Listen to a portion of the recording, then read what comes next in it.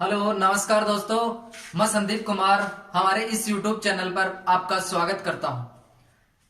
दोस्तों, मैं आपसे विनती करना चाहूंगा, हमारे वीडियो को ज्यादा से ज्यादा शेयर करें, लाइक करें, चैनल को सब्सक्राइब करें, साथ में बेल आइकन का बटन आप जरूर दबाएं ताकि हमारे आने वाले वीडियो की नोटिफिकेशन आपको मिलती रहे।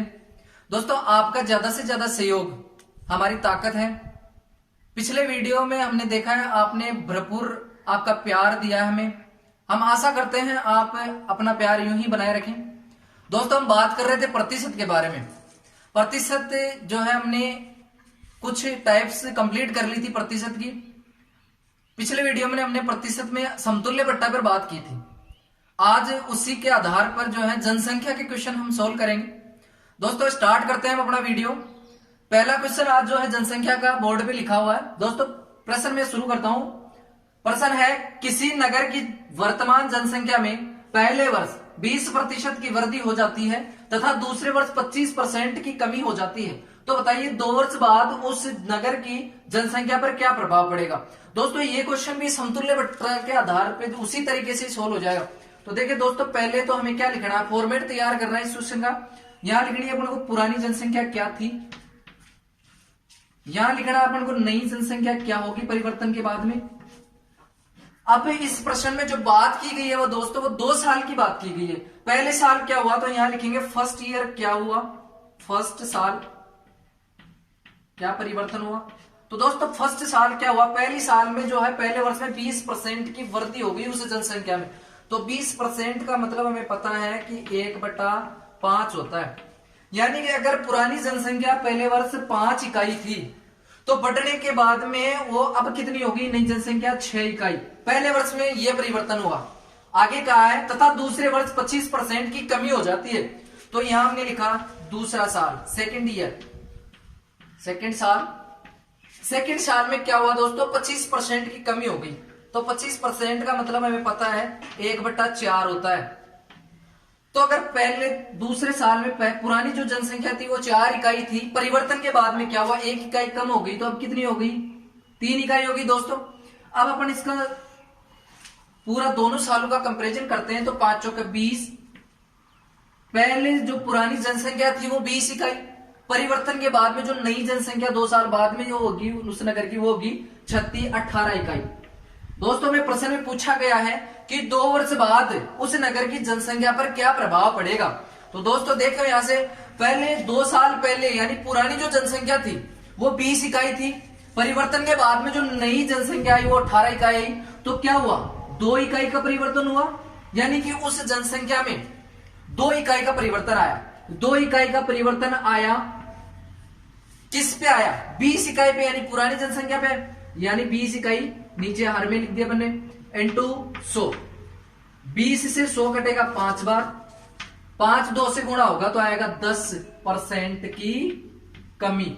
यानी कि और आल 2 साल बाद में उस शहर की जनसंख्या में 10% की कमी आ जाएगी। ठीक है दोस्तों, एक बार मैं आपको दोबारा थोड़ा समझा देता हूं। देखिए दोस्तों, क्वेश्चन में कहा गया था कि पहले वर्ष में 20% की वृद्धि हो जाती है। हमने सीधा लिखा फर्स्ट साल 20% की वृद्धि का मतलब 1/5, 5 से 6 इकाई बन गया। दूसरे साल 25% की कमी बताई, 25% का मतलब होता है 1/4, 4 पे 1 की कमी। यानी सेकंड साल में पहले 4 इकाई थी, 1 की कम होने के बाद में 3 इकाई होगी। जब यहाँ 5 को 4 से गुणा किया तो पहले पुरानी जो जनसंख्या आई वो 20 इकाई आई, नई जनसंख्या 6 को 3 से गुणा किया 18 इकाई आई। दोनों के बीच में जो डिफरेंस आया वो 2 इकाई का आया। 2 इकाई का डिफरेंस आया 20 पर। इसको जब अपने सोल्व किया पूरे को तो उस नगर की जनसंख्या पे जो प्रभाव पड़ा वो 10% की कमी होगी। चलो दोस्तों, नेक्स्ट क्वेश्चन की ओर बढ़ते। दोस्तों, ये है अपना अगला क्वेश्चन। अगला क्वेश्चन है, किसी नगर की वर्तमान जनसंख्या 30,000 है। यदि उस जनसंख्या में पहले वर्ष 20% की वृद्धि हो तथा दूसरे वर्ष 16 से 2/3% की वृद्धि हो जाती है, तो बताइए 2 वर्ष बाद वह जनसंख्या कितनी हो जाएगी। पिछले प्रश्न में हमें पूछा गया था कि उस जनसंख्या पर क्या प्रभाव पड़ेगा, जबकि इस बार हमें वर्तमान जनसंख्या दे रखी है और ये पूछा है कि 2 साल बाद में ये जनसंख्या कितनी हो जाएगी। इस बार परसेंट में कमी या वृद्धि नहीं पूछी, हमें जनसंख्या पूछे। तो दोस्तों वही तरीका, पहले यहां लिखना है हमें पुरानी जनसंख्या क्या थी, नई, परिवर्तन के बाद में नई जनसंख्या क्या हो जाएगी। पहले वर्ष हमें क्या हुआ, पहले वर्ष जो हुआ वो 20% की वृद्धि हुई। तो पहले साल क्या हुआ दोस्तों, 20% की वृद्धि हुई। 20% का मतलब हमें पता है 1/5 होता है, यानी कि 5 पर 1 की वृद्धि करनी है। यानी पहले 5 थी, 1 की वृद्धि होने के बाद में 6 इकाई हो गया। उसके बाद में कहा है दूसरे वर्ष 16 से ही 2/3% की वृद्धि हो जाती है। तो 16 से ही 2/3% का मतलब हमें पता है 1/6 होता है, यानी कि 6 पर 1 की वृद्धि करनी है दूसरे साल में, सेकेंड साल में।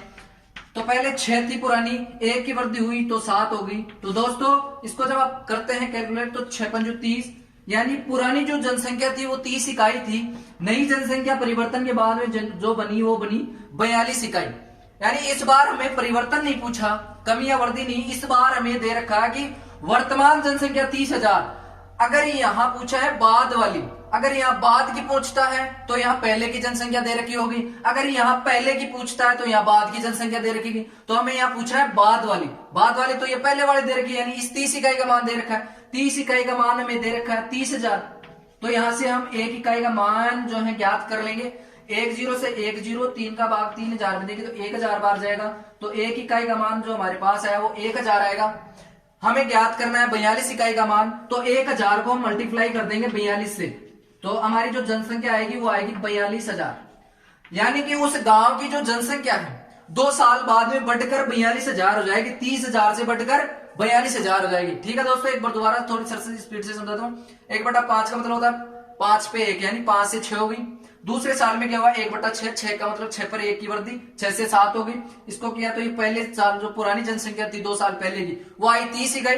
2 साल बाद में परिवर्तन के बाद जो नई आई वो आई 42 इकाई। हमें जो मान दे रखा था वो 30 इकाई का दे रखा था 30,000। यहां से हमने कैलकुलेट करके एक इकाई का मान निकाल लिया 1000। 42 इकाई का मान हमें बताना था, 1000 से जब मल्टीप्लाई किया तो उसका जो मान आया वो 42,000, यानी उस नगर की जो जनसंख्या 2 साल बाद में होगी वो 42,000 होगी। चलो अगले क्वेश्चन की ओर बढ़ते हैं अपन। चलो दोस्तों अगला क्वेश्चन है अपना ये, किसी नगर की वर्तमान जनसंख्या में पहले 2 वर्षों के लिए 25% की वृद्धि हो जाए तथा तीसरे वर्ष 12.5% की कमी हो जाए, तो बताइए 3 वर्ष बाद उस जनसंख्या में कितने प्रतिशत की कमी या वृद्धि होगी। इस बार जो प्रश्न दे रखा है वो 3 वर्ष का दे रखा है। कोई बात नहीं दोस्तों, वही पुराना मेथड अपना, पुरानी जनसंख्या सेम तरीके से होंगे, जनसंख्या पर आधारित जितने भी क्वेश्चन होंगे इसी मेथड से सारे सोल्व हो जाएंगे। नई जनसंख्या, पहले साल क्या हुआ, पहले साल 25% की जो है वृद्धि हुई। 25% का मतलब हमें पता है 1/4, 4 पर 1 वृद्धि हुई 5। दूसरे साल भी क्या हुआ, यहां कहा गया पहले 2 वर्षों के लिए, यानी लगातार यही होगी, दोनों वर्ष जो वृद्धि होगी वो 25% होगी। अगले ने साफ कहा है जनसंख्या में पहले 2 वर्षों के लिए 25% की वृद्धि होगी, तो दूसरे वर्ष भी वही 25% की वृद्धि होगी, यानी कि वही 4 से 5 हो जाएगी। लेकिन तीसरे वर्ष अगले ने बदल दिया है कि तीसरे वर्ष 12.5% की कमी हो जाएगी। इस बार वृद्धि नहीं कमी होगी। हालांकि ऐसा होता नहीं है जनसंख्या में कमी, पर यहां अगले ने कहा है तो हमें कमी करनी होगी। 12.5% की जो क्या होगी कमी होगी। कमी का मतलब होता है 12.5% का मतलब होता है 1/8, यानी तीसरे वर्ष कमी होगी 8 से होकर कितना हो जाएगा 7। अब इसको जब आपस में आप मल्टीप्लाई करोगे 4 को 4 से, तो 4 चौक 16, 16 को 8 से गुना करोगे तो 128 आएगा। ठीक है दोस्तों, 7 को 35 को और 35 को 5 से जब आप गुना करोगे तो वो आएगा 175। अब हमें कमी या वृद्धि की बात की है, तो जो पुरानी जनसंख्या थी, यानी कि जो 3 साल पहले जो पुरानी जनसंख्या थी वो 128 इकाई थी। 3 साल बाद में परिवर्तन के बाद में जो अपने पास नई इकाई आई वो 175 इकाई आ गई। अब इनमें जब आप डिफरेंस देखोगे तो यहां से जो डिफरेंस आएगा वो आएगा 47 इकाई का। 47 इकाई का डिफरेंस आएगा यहाँ 128 और 175 में 47, यानी कि क्या हुआ यहाँ 47 इकाई बढ़ गई। वो 47 इकाई बढ़ी, किस पर बढ़ी 128 पर बढ़ी। इसको आप गुना करो, मतलब सोल्व करो, इसको आप 2 से काट सकते हो। 2 से जब आप इसको काटोगे तो यहां आ गया 62, सॉरी 64। फिर इसको 2 से काटोगे आप तो यहां आ गया 50। फिर एक बार और 2 से काट लो आप, यहां आ गया 25 और यहां आ गया 32। जब आप इसको इससे गुणा करके 32 का जब भाग दोगे तो इसमें जो वृद्धि या कमी आएगी वो आएगी 36 सही 23/32% की वृद्धि हो जाएगी इस जनसंख्या में। एक बार आप दोबारा देखिए, ये जो प्रश्न था वो 3 साल का था। लगातार पहले 2 वर्षों में उन्होंने 25% की वृद्धि की, तीसरे साल में 12.5% की कमी हमने कर दी, 25% की वृद्धि की 4 से 5, दूसरे साल 25% की वृद्धि की 4 से 5, तीसरे साल कमी कर दी अपन ने 12.5% की, यानी 1/8, 8 से 7 होगी। जब 4 को 4 से गुणा करके 8 से गुणा किया तो ये आ गई पुरानी जो जनसंख्या 3 साल पहले, वो 128 इकाई। यहां जब गुणा करके लिए तो यहाँ आया 175 इकाई 3 साल बाद में। इसको सब सारे को सोल्व किया तो 3 साल बाद में उस जो जनसंख्या में हुआ वो क्या हुआ, 36 से 23/32% की वृद्धि होगी। दोस्तों ये थी प्रतिशत की जो समतुल्य बट्टे पर आधारित कुछ जनसंख्या के क्वेश्चन। अब अपन चलते हैं अगली टाइप की और प्रतिशत की जो अगली टाइप आएगी वो नेक्स्ट टाइप लेते हैं, प्रतिशत। दोस्तों ये है अगली टाइप का पहला क्वेश्चन। क्वेश्चन है x का 20% बराबर है y का 40% बराबर है z का 30%, तो x अनुपात y अनुपात z ज्ञात करना है। तो देखिए दोस्तों क्या है, x का मतलब होता है गुणा 20% का 20%, ये बराबर किसके हैं, y के, यानी y का 40%। इन दोनों से अपन यहां x और y का अनुपात ज्ञात कर सकते हैं। दोस्तों यहां जो है दूसरे के पास जो वैल्यू होगी, जैसे ये 20 जो वैल्यू है ये x की है, यहां x के पास जो वैल्यू है वो y की है, तो x अनुपात y यहां से हम ज्ञात कर सकते हैं, x अनुपात y, यानी x की वैल्यू क्या होगी यहां जो y के पास है, और y की वैल्यू क्या होगी जो x के पास है। तो x की वैल्यू क्या होगी 40, परसेंट से परसेंट अपने आप कट जाएगा बराबर में, वो तो y की वैल्यू क्या होगी 20। यहां से x और y का जो अनुपात आया वो कितना आ गया 1:2, यानी x का 2 y का 1, तो x अनुपात y क्या है 2:1 और y अनुपात x क्या है 1:2। आगे था, आगे y का कंपैरिजन किया उसने z से, तो यहां लिखता हूं मैं y का 40% किसके बराबर है, z के 30% के बराबर, यानी z का, ये यहां z का 30%। तो वही बात y की वैल्यू यहां जो z के पास है वो होगी और z की वैल्यू जो y के पास है वो होगी, तो यहां से जो अनुपात आ जाएगा वो आ जाएगा y अनुपात z का। तो y की वैल्यू कितनी होगी जो z के पास है, कितनी है z के पास 30, और z की वैल्यू क्या होगी जो y के पास, तो y के पास कितनी है 40। यहां से जो अनुपात बन के आएगा वो आएगा 3:4। अब यहां y जो है डबल बात कर रहे हैं, 2 अनुपात किसके हैं y के, तो यहां से हम इसको मिश्र अनुपात में करके एक अनुपात बना लेंगे। यहां से कैसे, जैसे x अनुपात y अनुपात z, x अनुपात y क्या है यहाँ 2:1, y अनुपात z क्या है 3:4, 3:4। अब यहां ये जगह खाली रहेगी और यहां ये जगह खाली रहेगी, तो जो जगह खाली रही उस खाली जगह को पास वाले अनुपात से भर दिया जाएगा। तो इसके पास में ये है तो 1, और इसके पास में 3 है तो 3। अब इसको आप आपस में मल्टीप्लाई करो, 3 दूनी 6 अनुपात 3 एकम 3 अनुपात 4 एकम 4, तो अपना जो अनुपात निकल के आया वो ये आया 6:3:4। एक्स वाई जेड का जो अनुपात आया वो आया 6:3:4। एक बार दोबारा देखिए, एक्स का 20%, यानी एक्स और वाई के बीच में कंपैरिजन किया है, एक्स का 20% बराबर है किसके, वाई के 40%। तो यहां ध्यान रखना जो वैल्यू एक्स के गुणा में होगी वो वैल्यू वाई की होगी, और जो वैल्यू वाई के गुणा में होगी वो एक्स की। अगर ये भिन्न में होती, एक्स के भिन्न में अगर 20 होते, यानी एक्स के बट्टे में अगर 20 होते तो वो वैल्यू एक्स की होती। बट्टे की वैल्यू हमेशा उससे स्वयं की होगी, जबकि गुणा में वैल्यू जो है बराबर वाले की होगी, सामने वाले की। एक्स की वैल्यू यहाँ 40 है, वाई की वैल्यू यहाँ 20 है।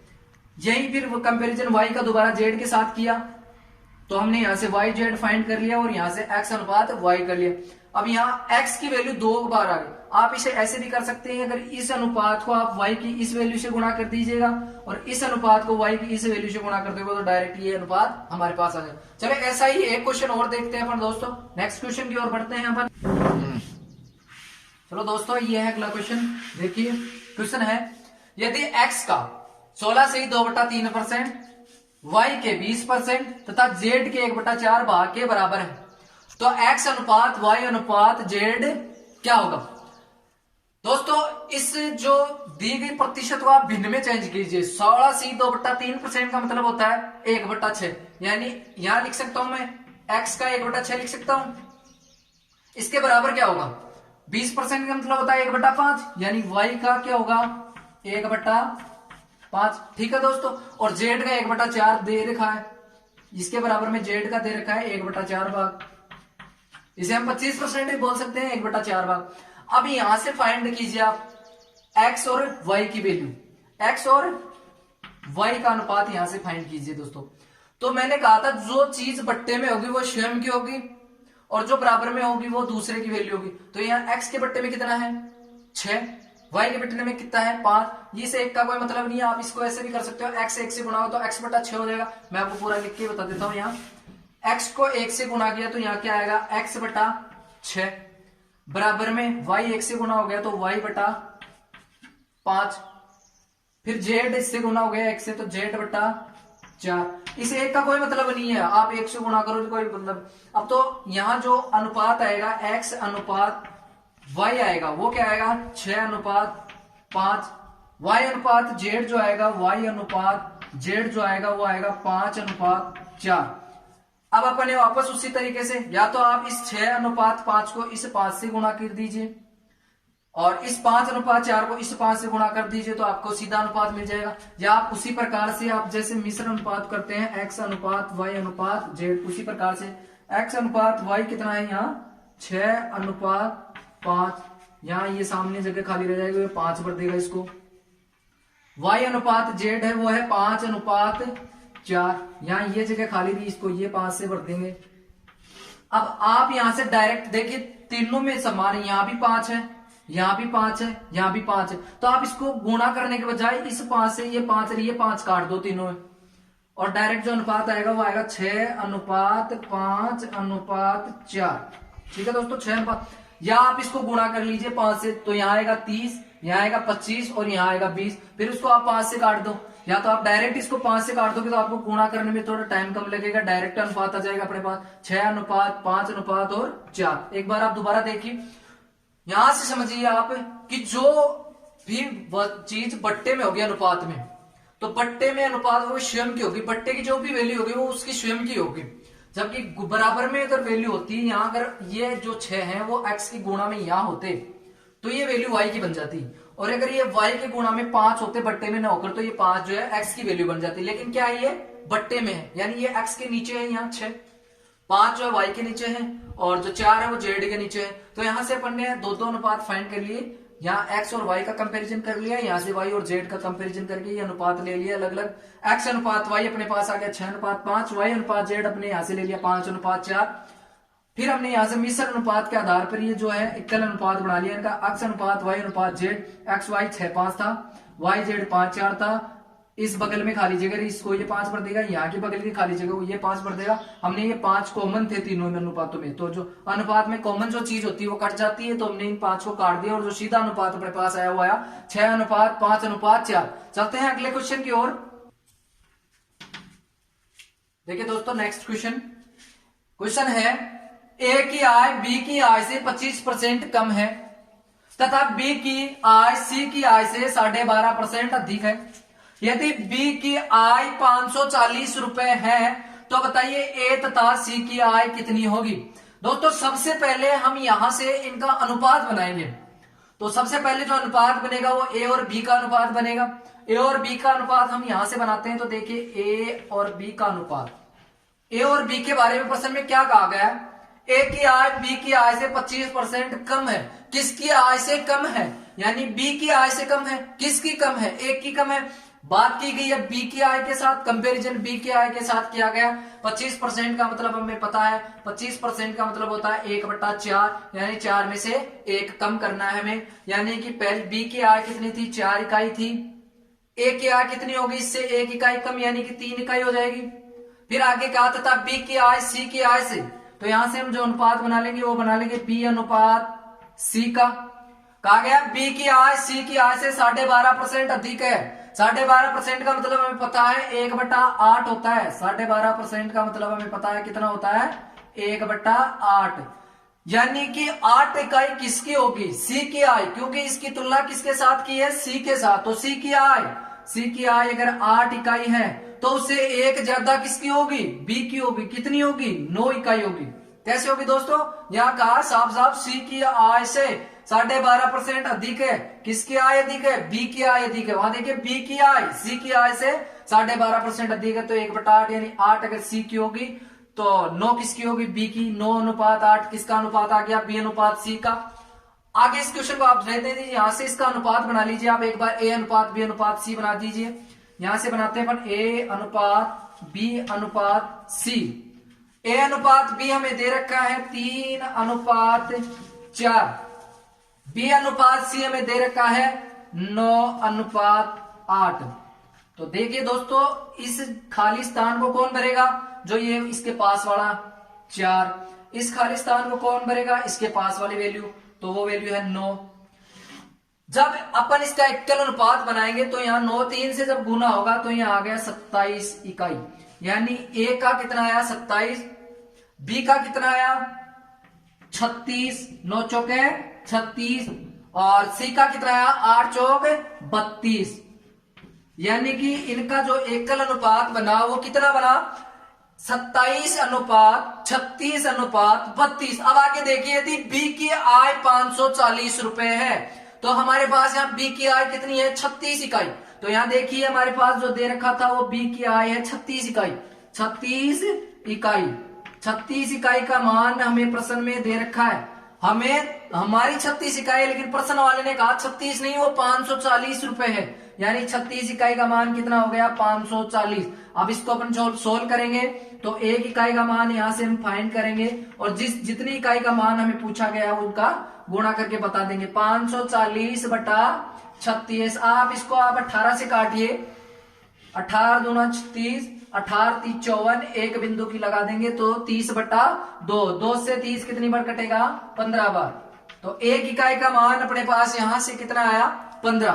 पूछा क्या है, ए तथा सी की आय कितनी होगी। ए की जो है वो कितनी है, ए का मान अपने पास है 27 इकाई, तो 15 को 27 से गुणा करेंगे तो यहाँ देखिए 15 से 105, 5 हासिल 10, 15 दूनो 10, 15 दूनो 30, और 10 हासिल वाले 40। तो ए की आय आई कितनी, 405 रुपए। सी की आय ज्ञात की है तो अपने पास सी की है 32 इकाई। इसको अपन 15 से गुणा करेंगे तो 15 दूनो 30, 0 हासिल की 3, 15 3 45 और 3 48, 480 रुपए किसकी आय आ गई, सी की आय। एक बार दोबारा समझिए दोस्तों, प्रश्न था हमारा, ए की आय बी की आय से 25% कम है तथा बी की आय सी की आय से 12.5% अधिक है। यदि बी की आय 540 रुपए है तो बताइए ए तथा सी की आय कितनी होगी। तो दोस्तों हमने यहां से पहले इनका अनुपात निकाल लिया। अनुपात जो अपने पास बन के आया वो आया इनका 27:36:32। हमें जो मान दे रखा था 540 जो रुपए दे रखे थे वो बी की वैल्यू थी, 36 इकाई का मान था। हमने यहाँ 36 इकाई का मान रखा 540, एक इकाई का मान यहां से निकाला 15 इकाई। उसके बाद में प्रश्न में पूछा गया था कि ए तथा सी की आय कितनी होगी। तो ए की इकाई हमारे पास 27 इकाई थी, यहाँ 27 को जब 15 से गुना किया तो 405 रुपए आय आई, वो आई ए की। बाद में सी की हमारे पास जो वैल्यू थी वो 32 इकाई थी। 32 को 15 से जब हमने गुणा किया तो जो बी की जो आय आई वो आई 480 रुपए। ठीक है दोस्तों, आज के लिए इतना ही काफी। आप हमारे इस चैनल को ज्यादा से ज्यादा सब्सक्राइब करें, लाइक करें, शेयर करें, कमेंट करें, साथ में बेल आइकन का बटन जरूर दबाएं ताकि हमारे आगे आने वाले प्रत्येक वीडियो की नोटिफिकेशन आपको मिलती रहे। दोस्तों आप अपना प्यार इसी तरीके से बनाए रखें, आपका सहयोग ही हमारी ताकत हो। हम कोशिश करेंगे आपको अच्छे से अच्छा कंटेंट उपलब्ध करवाने की, लेकिन आपका सहयोग भी हमें लगातार इसी प्रकार से मिलता रहे, इसी उम्मीद के साथ आज के लिए इतना ही। जय हिंद दोस्तों।